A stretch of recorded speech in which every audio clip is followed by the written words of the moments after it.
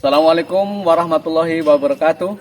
Nama saya Sugito dari MTS Nahdlatul Muslimin Karya Mukti Ogan Komeringbulu, Sumatera Selatan. Saya mengikuti PPL 3 kategori 3 di Universitas Seizu Purwokerto. Demikian, Assalamualaikum warahmatullahi wabarakatuh.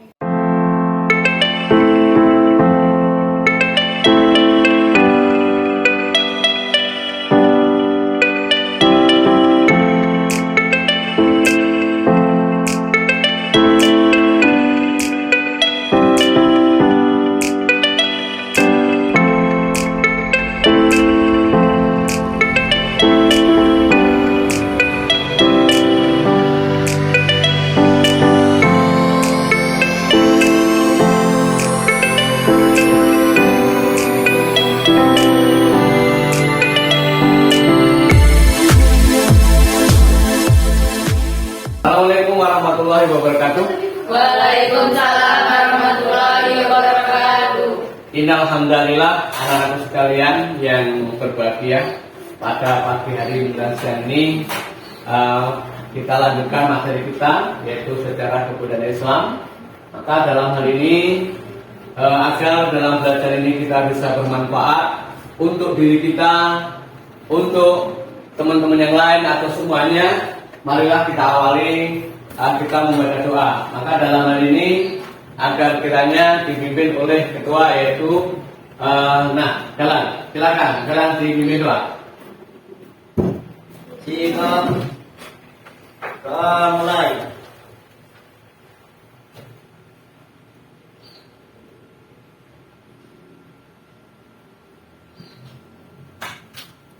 Selesai. Oke, terima kasih. Sebelum kita lanjut, saya absen dulu. Mungkin ada beberapa anak yang nggak masuk pada hari ini ya.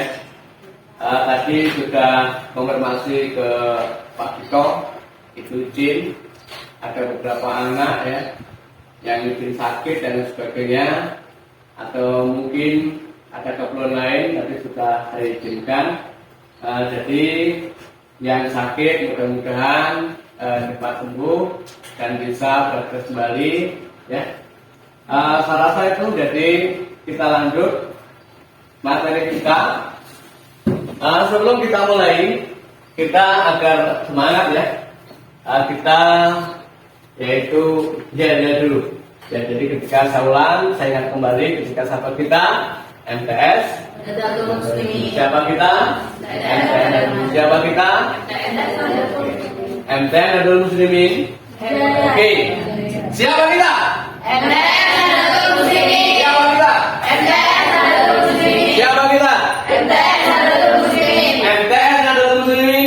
Saya. Oke. Ya.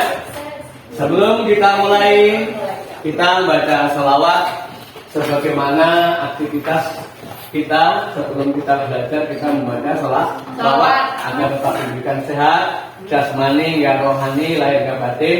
Marilah kita bersama-sama membaca selawat dulu. Ayo mulai. Allahumma sholli ala sayyidina Muhammadin tifil qulubi wa dawaiha wa afiyatil abdani wa sifaiha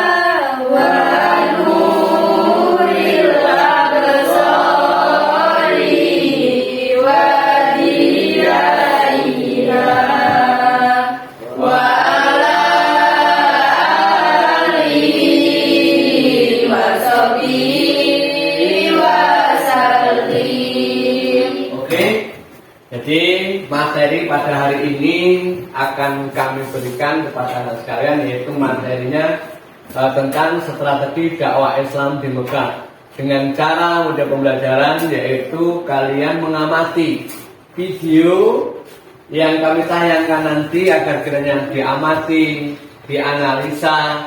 Setelah diamati dan dianalisa, ya, maka perlu dibuat grup atau kelompok, ada kelompok 1, kelompok 2 dan kelompok 3. Maka dalam hal ini, jadi nanti setelah video selesai kalian amati, kalian untuk mempresentasikan.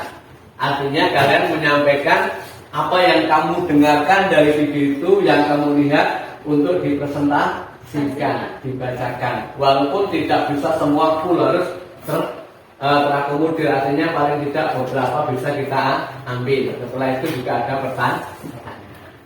Oke, setelah itu kita mulai bersama-sama, yaitu untuk melihat atau menyaksikan video pembelajaran tentang strategi dakwah Islam di Mekah. Ya, oke. Hari ini kita dan belajar. Sambil perhatikan. Pada kali ini kita akan belajar tentang strategi dakwah Nabi Muhammad SAW. Nah, strategi dakwah Nabi Muhammad SAW di Mekah. Namun demikian sebelum itu mari kita buka belajar ini dengan bacaan Bismillah. Bismillahirrahmanirrahim. Oke, strategi dakwah Nabi Muhammad SAW masih bab 1, ya, masih bab 1.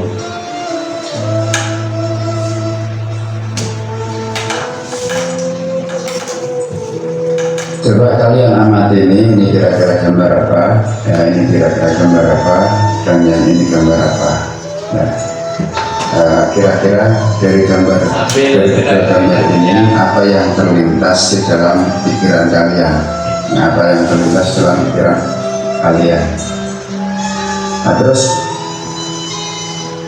jika kalian berada di tengah-tengah masyarakat yang semuanya beragama Muslim, misalkan ini sebuah ilustrasi saja, jika kalian berada di tengah-tengah masyarakat yang semuanya beragama Muslim, sementara kalian sebagai seorang Muslim yang memiliki keharusan untuk berdakwah atau menyampaikan ajaran agama Islam sebagaimana sabda Rasulullah, yaitu dari Abdullah bin Amr radhiyallahu anhu bahwa Nabi Shallallahu Alaihi Wasallam bersabda, "Balighu anni walau ayatan."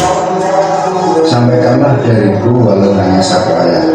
Kira-kira apa yang akan kalian lakukan?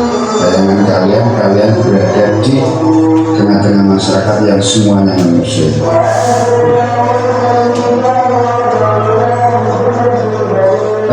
Strategi dakwah Nabi Muhammad SAW, mungkin ketika kita mempelajari apa strategi dakwah Nabi Muhammad SAW di Mekah, baru kemudian pertanyaan tadi bisa kalian jawab. Artinya strategi apa dalam berdakwah ketika kita berada di tengah-tengah masyarakat yang mayoritas Muslim atau tidak ada umat Islam sama sekali.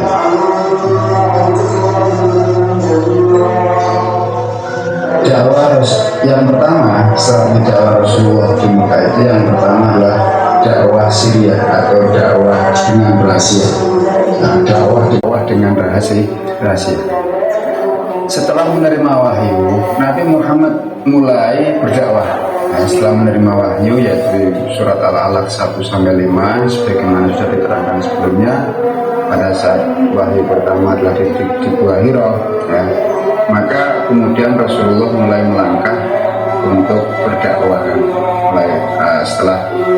Setelah wahyu pertama dan kedua, yaitu surat Al-Mudaththir, ya, itu kemudian Rasulullah mulai berdakwah. Langkah awal yaitu berdakwah secara sembunyi-sembunyi atau rahasia. Langkah sembunyi-sembunyi ini dipilih karena mengantisipasi reaksi orang-orang Quraisy yang gagal dan belum bisa menerima ajaran yang berbeda dengan keyakinan mereka dan pertimbangan pengikut Nabi yang masih sedikit. Jadi kenapa kemudian kok dilakukan langkah sembunyi-sembunyi ini? karena melihat situasi kondisi mayoritas masyarakat Makassar itu belum mengenal yang namanya Islam, artinya mereka mayoritas masih menyembah berhala. Oleh karena itu agar dakwah ini bisa memperoleh hasil meskipun belum maksimal, maka dilakukan secara sembunyi-sembunyi, yaitu dengan mendatangi satu persatu atau dengan personal ya, satu persatu, terutama dari keluarga-keluarga dekat. Sekian pada kesempatan kali ini tentang strategi dakwah Nabi Muhammad SAW di Mekah. Selanjutnya kita sambung pada pertemuan atau di video berikutnya. Untuk tugas bisa nanti saya kasih di ruang berikutnya. Sekian. Oke.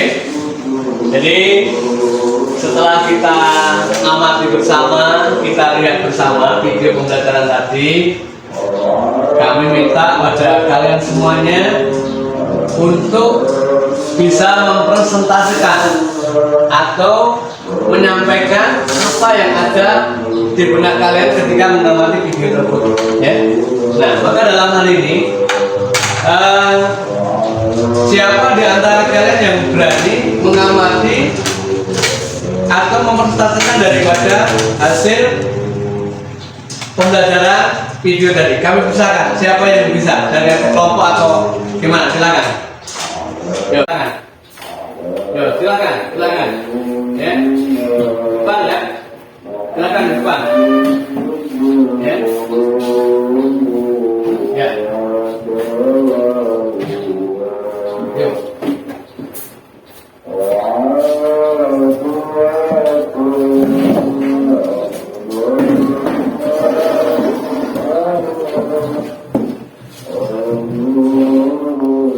Assalamualaikum warahmatullahi wabarakatuh. Perkenalkan, kami dari kelompok 1 ingin mempresentasikan pengamatan strategi dakwah Nabi Muhammad SAW kepada pemateri di Palestina. Strategi dakwah Nabi Muhammad satu dakwah Asia Syria. Nabi Muhammad melaksanakan dakwah Syria selama 3 tahun. Pertama-tama Nabi menawarkan Islam kepada orang-orang terdekat, keluarga besar, sahabat sekali beliau mereka diajak untuk Islam. Dalam sejarah Islam dikenal sebagai As-Sabiqun Al-Awwalun, orang-orang yang paling dahulu dan pertama masuk Islam. Yang adalah Khadijah binti Khuwailid, Ummul Mukminin putri Nabi Sallallahu Alaihi Wasallam, Zaid bin Harithah bin Syahrir, Ali bin Abi Thalib beliau, Abu Bakar As-Siddiq sahabat paling dekat beliau. 2. Dakwah terang-terangan jalan dijelaskan dalam ayat surah Al-Hijr 94 yang memerintahkan berdakwah secara terang-terangan, artinya maka sampaikanlah olehmu secara terang-terangan segala apa yang diperintahkan kepadamu dan bersuamilah dari orang-orang yang musyrik. Surat Al-Hijr ayat 94. 3. Hijrah ke Habsyi. Strategi dakwah yang ketiga yaitu dalam misi hijrah pertama terdiri dari 12 orang laki dan 4 orang perempuan. Pemimpinnya Utsman bin Affan yang hijrah bersama ibunya Sayyidah Ruqayyah putri Sallallahu Alaihi Wasallam. Dan hijrah ke Habasyah terjadi 2 kali. Ruqayyah kembali bersama suaminya Utsman bin Affan bergabung dengan kelompok hijrah kedua. 4. Hijrah ke Taif. Nabi Muhammad berharap dakwahnya diterima oleh masyarakat Taif. Akan tetapi harapan itu tidak menjadi kenyataan karena mereka tidak mau memberikan perlindungan dan bantuan apapun kepada Nabi Muhammad. Mereka menolak membantu Nabi Muhammad karena mereka menghindari perselisihan dengan masyarakat Mekah. 5. Perjanjian Aqabah yang terdiri dari 2, yaitu 1. Bait Aqabah 1 dan 2. Bait Aqabah 2. Terima kasih kepada pemateri. Baiklah, saya akhiri presentasi kali ini. Apabila ada kekurangan, saya mohon maaf. Wassalamualaikum warahmatullahi wabarakatuh. Dihapus, ya.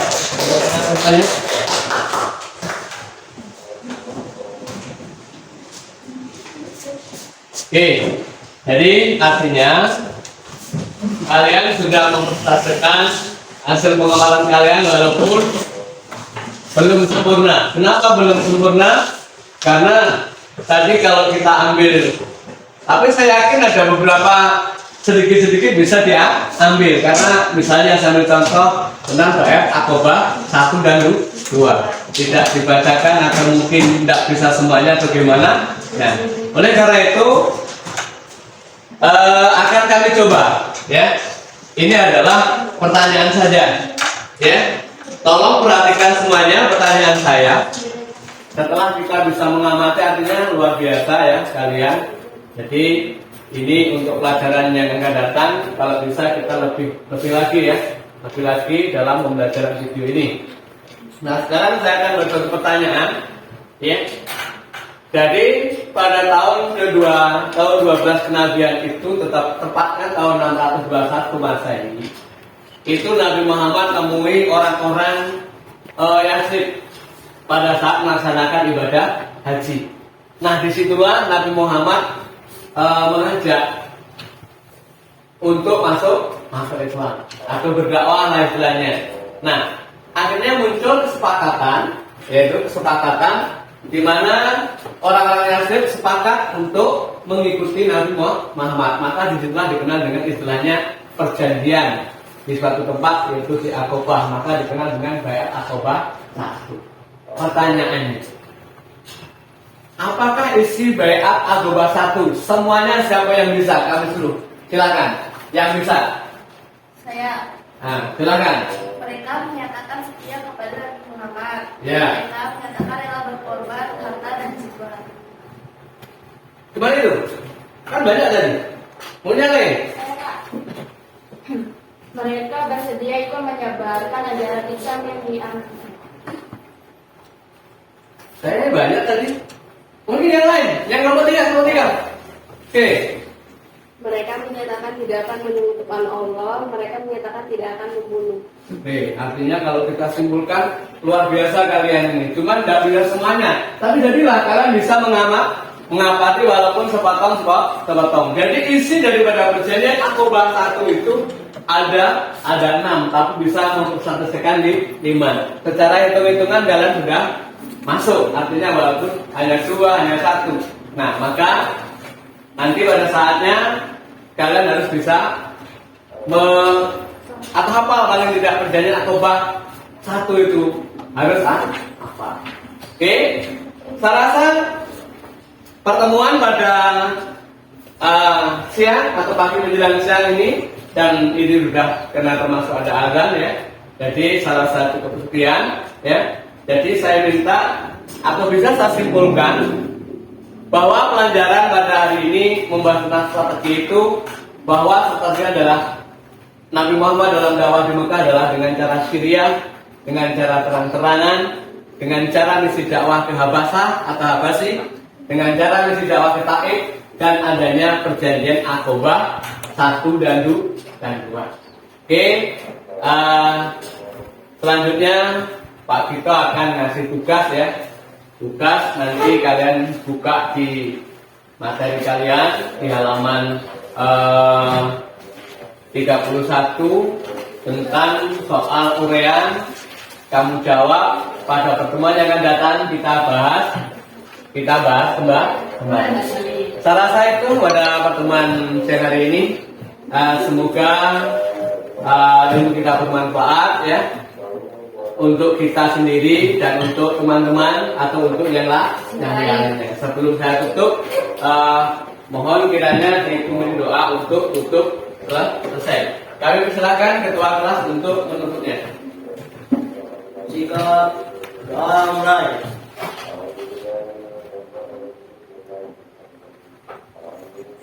Selesai. Oke, assalamualaikum warahmatullahi wabarakatuh. Waalaikumsalam.